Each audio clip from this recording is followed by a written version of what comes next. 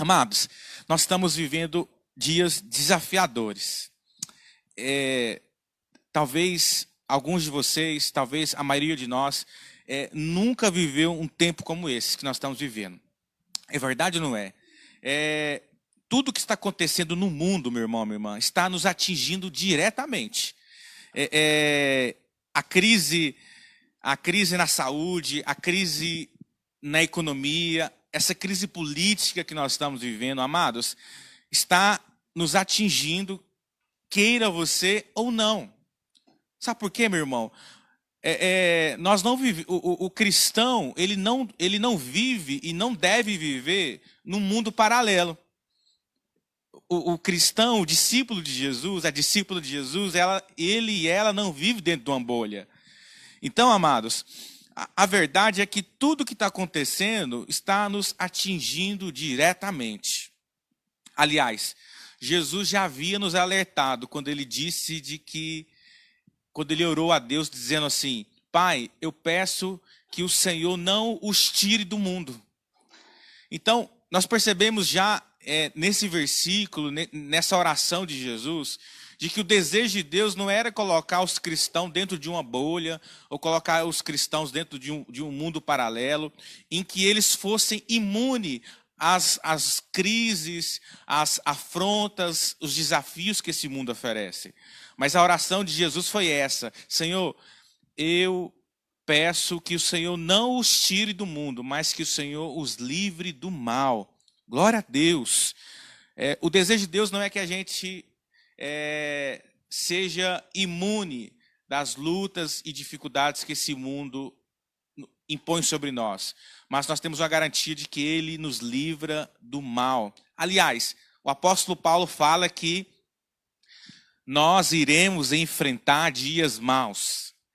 E amados, nós estamos enfrentando dias maus. Eu tenho visitado muitas famílias da igreja. Tenho visitado muitas famílias. E amados, não tem sido fácil a luta que muitas famílias estão enfrentando. Seja com questões financeiras, seja com questões de saúde, seja com questões emocionais. A luta do povo de Deus nesses dias não está fácil. Agora, preste atenção em mim. Preste atenção aqui no pastor. Está comigo? Digita aí. Tamo junto, pastor. Amém? Amados, o apóstolo Paulo falou que nós enfrentaríamos dias maus.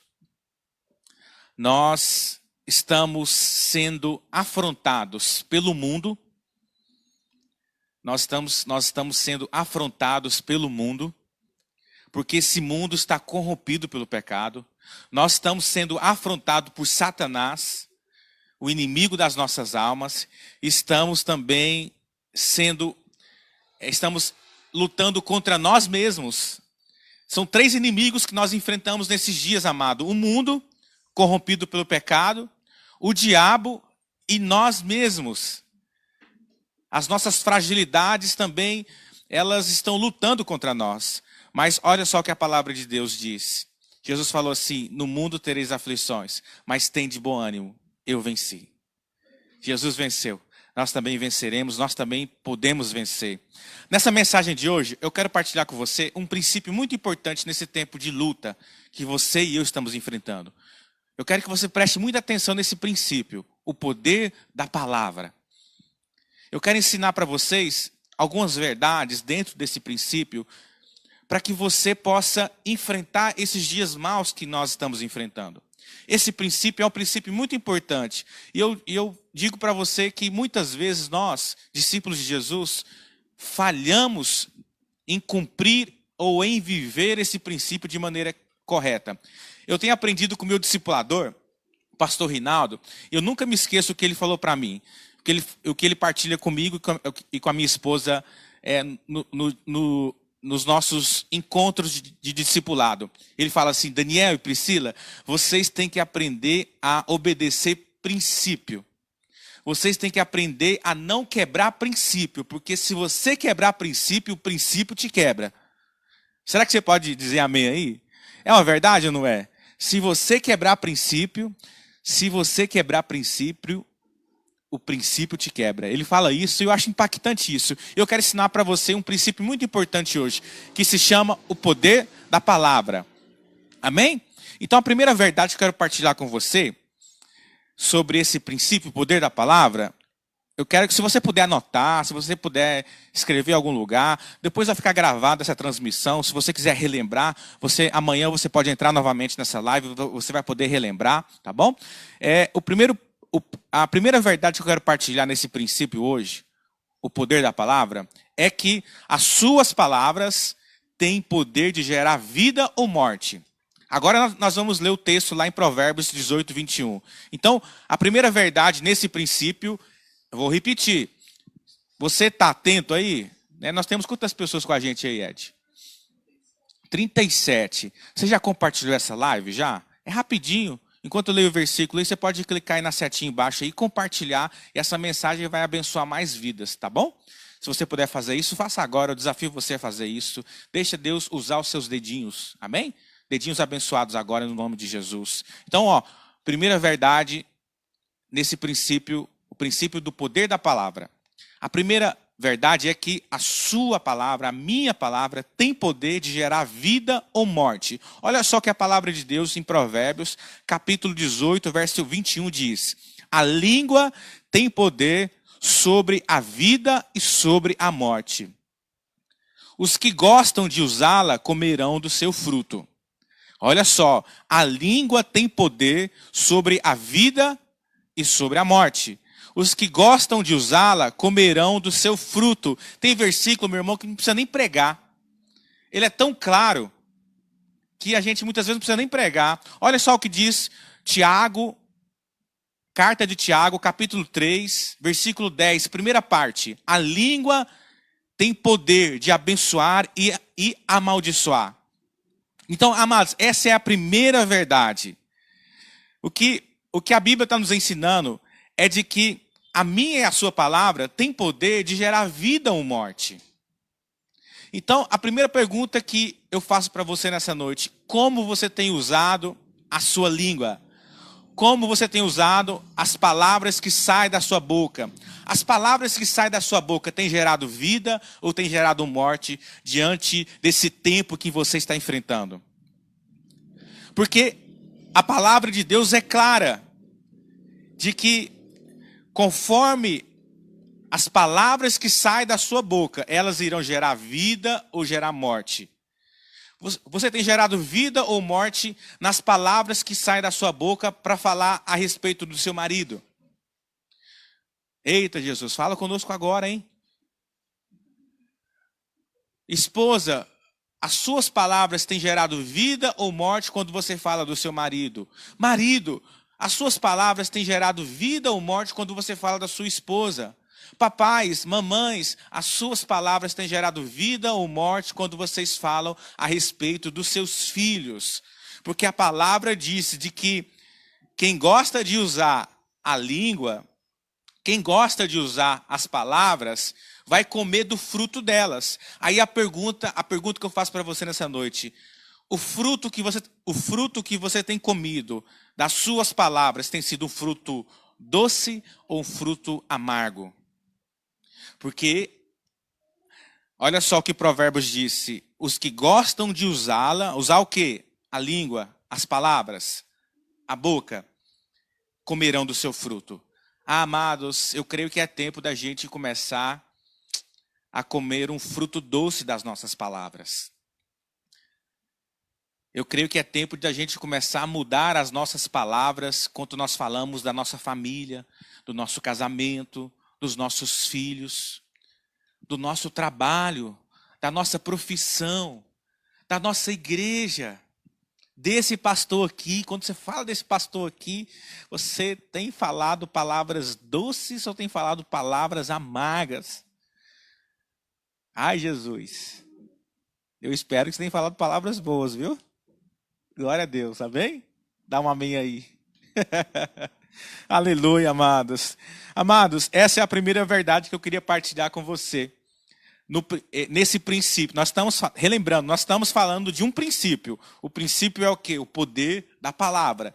Nesse princípio, a primeira verdade que eu estou partilhando é que as minhas e as suas palavras têm poder de gerar vida ou morte. Se você crê nisso, digita aí amém, pastor.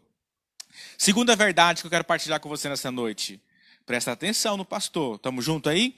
Você deve dominar as suas palavras. Essa segunda verdade está ligada na primeira. Se a primeira verdade diz que as minhas palavras têm poder de gerar vida ou morte, então, a partir de agora, eu preciso aprender a dominar as minhas palavras. Amém? Olha só o que diz a palavra lá na carta ao Tiago, capítulo 3, verso 2. Tiago, capítulo 3, verso 2. Não precisa abrir, eu vou ler para você. Olha só o que o apóstolo Tiago diz. Todos tropeçamos de muitas maneiras. Olha só, presta atenção. Tem uma conversinha aqui que está me atrapalhando aqui. A minha equipe aqui está... Glória a Deus. Esses irmãos são uma benção, viu? Eu amo eles demais. Olha só o que diz Tiago 3:2. Todos tropeçamos de muitas maneiras. Se alguém não tropeça no falar, tal homem, eu vou acrescentar aqui tal mulher também, tá bom? É perfeito, sendo capaz de dominar todo o seu corpo. Eita glória, Jesus. Será que você pode escrever aí? Fala, Deus. Todos tropeçamos de muitas maneiras. Se alguém não tropeça no falar, tal homem é perfeito. Olha só o que o apóstolo Paulo está dizendo. O homem ou a mulher que consegue dominar a sua língua, dominar as palavras que saem da sua boca, esse homem e essa mulher pode se considerar um homem madura, um homem perfeito. Olha só, se o apóstolo Tiago está dizendo de que nós podemos considerar um homem ou uma mulher perfeitos quando eles aprendem a dominar a sua língua, então eu creio que as palavras que saem da nossa boca, querido, precisam ser faladas ou transmitidas debaixo de muita reflexão. Olha só o que diz Provérbios 13, verso 3. Quem guarda a sua boca, guarda a sua vida. Mas quem fala demais, acaba se arruinando. Meu irmão, você é alguém que fala demais? Você é alguém que conversa demais? Olha só o que diz Provérbios 21, verso 23. Quem é cuidadoso no que fala, evita muito sofrimento. Eu pergunto para você, você costuma ter muito problema com as coisas que você fala? Olha só, eu creio que é tempo, amados, de nós aprendermos a dominar as nossas palavras. Aprendemos a refletir no que falamos. Você é daquele que primeiro fala para depois pensar no que você falou? E você costuma acarretar, ou você costuma acabando tendo que lidar com muitos problemas ou muitas consequências por causa daquilo que você fala? Aquilo que você fala costuma dar problema para você? Muitas vezes nós não observamos isso na nossa vida. Nós precisamos, a palavra está nos ensinando de que a nossa boca ela tem poder para gerar vida ou morte. Então, nós precisamos aprender a dominar o que nós falamos. Nós não devemos ser, amados, impulsivos do falar. Precisamos aprender a dominar aquilo que nós estamos falando, a refletir primeiro naquilo que estamos falando para as pessoas. Amados, você está sendo uma fonte que gera vida ou você está sendo uma fonte que gera morte? O ambiente que você está, aquilo que você fala, gera mais confusão ou você é alguém que gera vida aonde você está? No seu trabalho, querido, no seu trabalho você é aquela pessoa que, sabe, aquela pessoa difícil ou aquela pessoa que todo mundo quer ouvir uma palavra que você tem para dizer? Tem pessoas que nós queremos estar perto delas, porque tudo que ela fala edifica a nossa vida. Já esteve perto de alguém assim?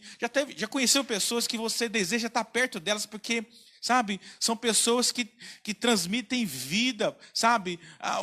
O que sai da boca dela transforma, edifica, dá gosto de sentar perto de pessoas que sabe, que tem esse domínio próprio e que transmitem vida.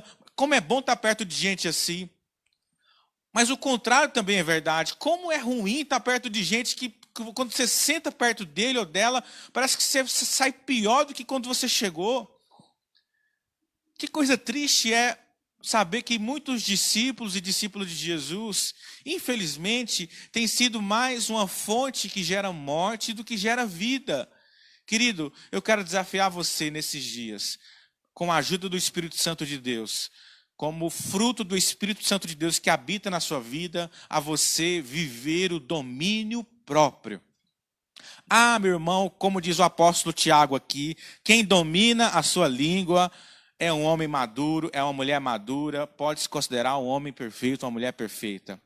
Eu quero desafiar você nesses dias, em que você está enfrentando uma luta no seu casamento, em que você está enfrentando uma luta na sua vida financeira, no seu trabalho, que você está enfrentando uma luta na sua casa, você está enfrentando alguma luta que devido a alguma enfermidade, não importa a luta, não importa qual tem sido a luta que você está enfrentando nesses dias. Eu quero desafiar você a usar a sua boca como um instrumento para gerar vida, transbordar vida através dos seus lábios. Amém? Será que pode dizer amém? Terceira coisa, terceira verdade, no princípio que nós estamos trabalhando nessa noite, o poder da palavra. Primeiro princípio, só para lembrar você, primeira verdade que eu partilhei nesse princípio, o poder da palavra, suas palavras têm poder para gerar vida ou morte. Segunda verdade que eu partilhei, você deve dominar as suas palavras. Agora, terceiro tópico que eu quero ensinar para você dentro desse princípio o poder da palavra as palavras têm poder para ativar a nossa fé. Glória a Deus. Olha só, a palavra tem poder para ativar a nossa fé. Olha só o que diz a palavra de Deus em Romanos capítulo 10, versículo 17. Está comigo aí, meu irmão? Está comigo? Quantas pessoas nós temos aí? Glória a Deus. Compartilhe essa transmissão, meu irmão. Deixa Deus usar esses dedinhos seus abençoados. Amém? Vamos fazer essa palavra alcançar o maior número de pessoas. Olha só o que a palavra de Deus diz, Romanos capítulo 10, versículo 17. E assim, a fé vem pelo ouvir o quê? Ouvir a palavra de Deus. Glória a Deus. Será que a fé vem pelo ouvir a sua reclamação? Será que a fé vem pelo ouvir a sua murmuração? Será que a fé vem pelo ouvir o desejo forte dos seus pensamentos, do seu coração? Olha só o que a palavra de Deus está dizendo, o apóstolo Paulo, que a nossa fé é ativada quando nós ouvimos ou nós proclamamos a palavra de Deus. Amados, nós precisamos usar muito esse princípio, essa verdade, praticar muito essa verdade. Amados, você está com o coração desanimado? Você está com o coração entristecido nesses dias? Você está com a sua fé, sabe? Você sente que a sua fé está pequena, está limitada? Eu estou dando para você que a receita da palavra de Deus, você precisa de fé? Comece a declarar, comece a usar os seus lábios, comece a usar a sua boca para declarar a palavra de Deus. Quando você declara, você está ouvindo. Quando você abre os seus lábios, quando você começa a declarar a palavra de Deus, ao mesmo tempo você está ouvindo a palavra de Deus. E a Bíblia diz que ao ouvir a palavra de Deus, a nossa fé é ativada. A fé vem pelo ouvir a palavra de Deus. Amados, olha só o que diz Marcos capítulo 11. Jesus, ele vai ensinar a como nós recebemos aquilo que nós estamos pedindo em oração. Olha só, Jesus está ensinando os seus discípulos a como ter as suas orações respondidas. Olha só o que ele diz, Marcos capítulo 11, versículo 23. Porque em verdade lhes digo que se alguém disser, olha só, se alguém disser a este monte, levanta-se e jogue-se no mar, e não duvidar no seu coração, mas crê que se fará o que diz, assim será com ele. Olha só o princípio que Jesus está querendo dizer. Se você falar, se você proclamar, crendo no seu coração, irá acontecer conforme a sua declaração. O que Jesus está querendo dizer? Que a sua palavra, ela tem poder. Aquilo que você declara vai se materializar conforme a fé no seu coração. Mas, por isso que quando nós oramos, a nossa fé, ela precisa ser expressa em palavras. O apóstolo Paulo fala assim: eu criei, por isso falei. Nós cremos, por isso falamos. Por isso que nós oramos com as nossas palavras. Nós podemos orar com os nossos pensamentos? Podemos, querido. Mas quando nós oramos com a nossa palavra, quando nós oramos em voz alta, quando nós declaramos em voz audível a nossa oração, nós estamos proclamando. Nós estamos fazendo com que as nossas palavras sejam lançadas no mundo espiritual. E ao mesmo tempo essas palavras serão ouvidas por nós mesmos. E a nossa fé será ativada. Eu creio que se Jesus quisesse dizer assim, porque em verdade lhes digo, se alguém pensar no seu coração, ele poderia dizer isso. Mas Jesus ele não disse, se alguém pensar no seu coração, ou se alguém desejar fortemente no seu coração, ele disse, se alguém disser, aconteça isso, crendo no seu coração, então irá acontecer. Amados, Jesus está dando uma chave espiritual importante para mim e para você nessa noite. Se você declarar, o meu casamento será restaurado. Se você disser, o meu casamento será restaurado, crendo com todo o seu coração, então assim será. Se você disser, a minha situação financeira irá mudar. Essa situação financeira irá mudar. Se você disser e crer no seu coração, assim será como você está dizendo, meu irmão. Se você disser, eu e a minha casa serviremos ao Senhor, crendo no seu coração, querido, assim será com a sua casa. Se você proclamar a palavra de Deus, se você precisa proclamar, você precisa pronunciar. Crendo no seu coração, isso vai fazer com que a sua fé seja ativada e fará com que aquilo que você está declarando se torne real na sua vida. Amém, amado? Será que você faz sentido para você o que eu estou ensinando para você nessa noite? Olha só, a palavra tem poder para ativar a minha e a sua fé. Amados, esse princípio ele é extremamente importante, porque olha só, muitas vezes nós estamos com a nossa fé tão fraca, estamos com a nossa fé tão fragilizada, com a nossa vida espiritual tão fragilizada, porque nós não colocamos em prática essa verdade, esse princípio. Lembre-se do que aconteceu com aqueles discípulos no caminho de Emaús. A Bíblia diz que 2 discípulos estavam indo para Emaús. Eles haviam acabado de ver Jesus ser crucificado. Eles tinham desistido de tudo. Eles tinham perdido a esperança. Mas a Bíblia diz que enquanto eles estavam retrocedendo, enquanto eles estavam desanimados, estavam fragilizados, estavam decepcionados. Será que você se identifica com algum desses discípulos? Talvez você está com o coração igual a esses 2 discípulos. Eles estavam decepcionados, eles estavam fragilizados, eles estavam entristecidos, desanimados. Amados, a nossa vida muitas vezes ela é levada a esse tempo de vale, de dificuldade. Mas olha só, olha o que aconteceu. A Bíblia diz que Jesus foi ao encontro deles naquele caminho. Amados, eles estavam retrocedendo. Eles haviam desistido. Mas o texto fala que enquanto eles estavam indo para Emaús, enquanto eles desistiram, Jesus se colocou no caminho deles. Glória a Deus, eu já acho tremendo isso, porque o amor de Deus é tão tremendo nas nossas vidas, que até quando a gente desiste, até quando eu vou parar no vale da sombra da morte, como diz o Salmo 23, até ali a mão do Senhor está comigo. O texto fala que Jesus se encontrou com eles no caminho e começou a falar da palavra de Deus.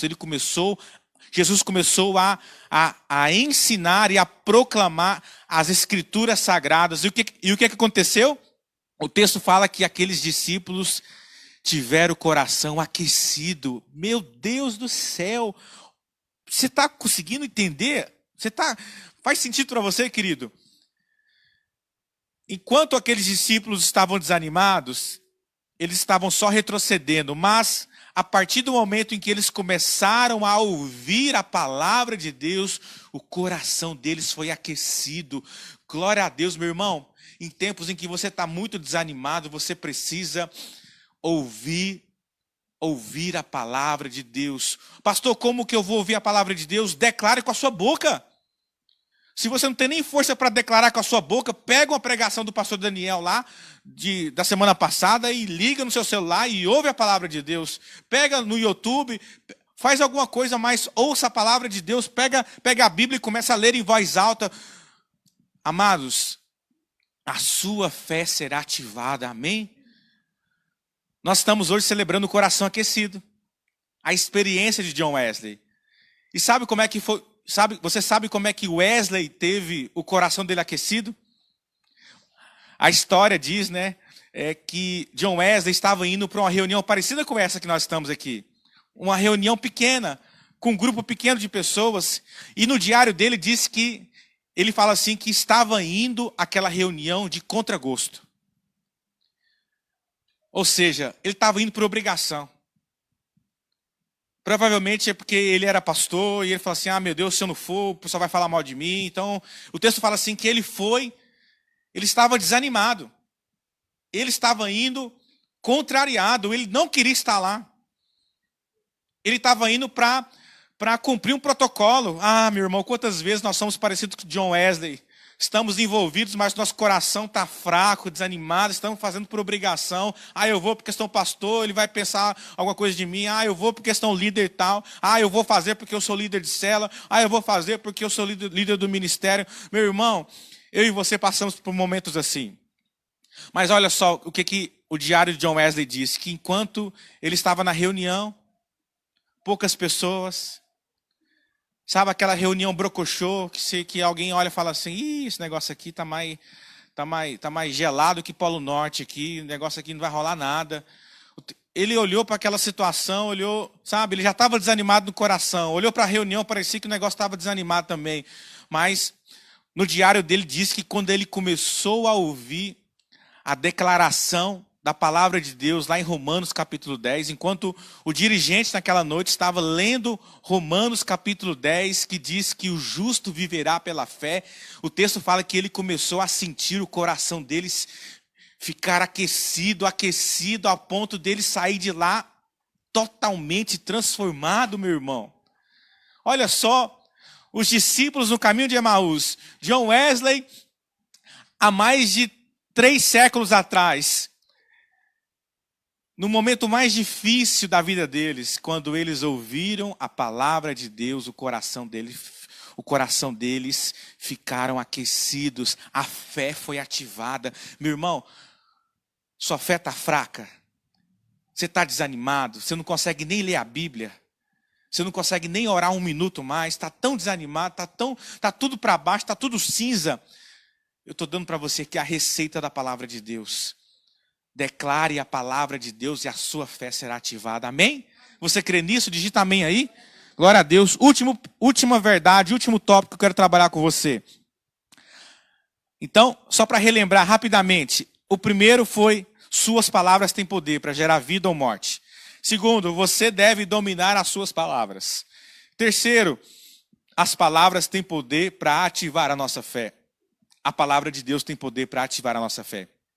Terceiro, quarto e último, a palavra é a nossa arma de ataque. A palavra é a nossa arma de ataque. Efésios capítulo 6, versículos 17, o apóstolo Paulo fala assim, usem também o capacete da salvação e a espada do Espírito. Repita comigo aonde você está, meu irmão. A espada do Espírito, que é a palavra de Deus.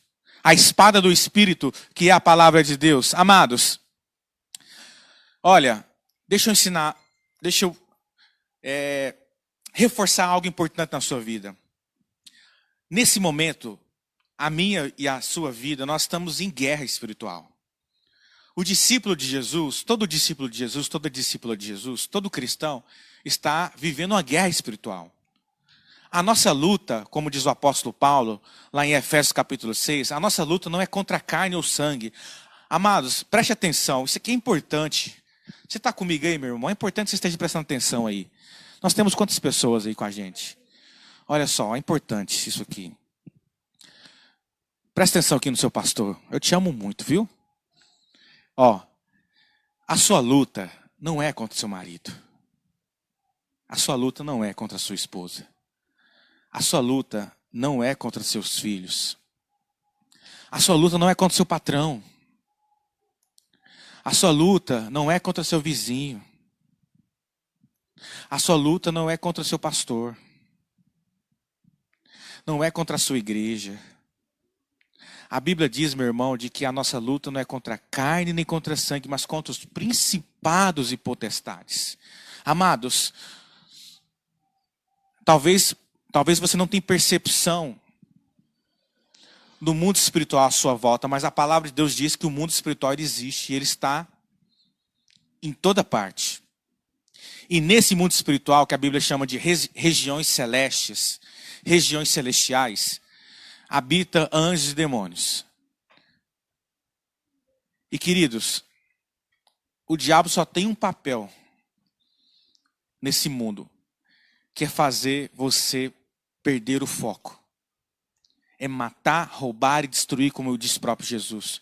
Jesus falou assim, eu vim para que tenham vida e vida em abundância. O diabo veio para matar, roubar e destruir. O diabo veio para roubar a sua fé, para destruir a sua esperança, para desestabilizar você, querido.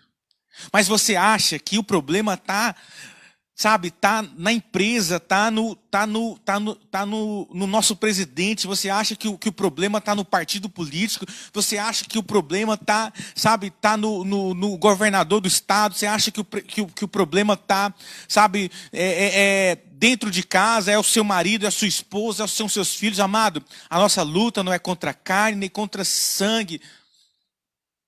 Então, amados, pare de lutar, porque nós estamos em guerra. Se a Bíblia fala que nós estamos em luta, você está em uma guerra, você aceite ou não. O problema, por que nós temos tantos discípulos, nós temos tantos cristãos perdendo batalhas espirituais? Porque tem usado as ferramentas erradas. Você está comigo aqui? Está prestando atenção?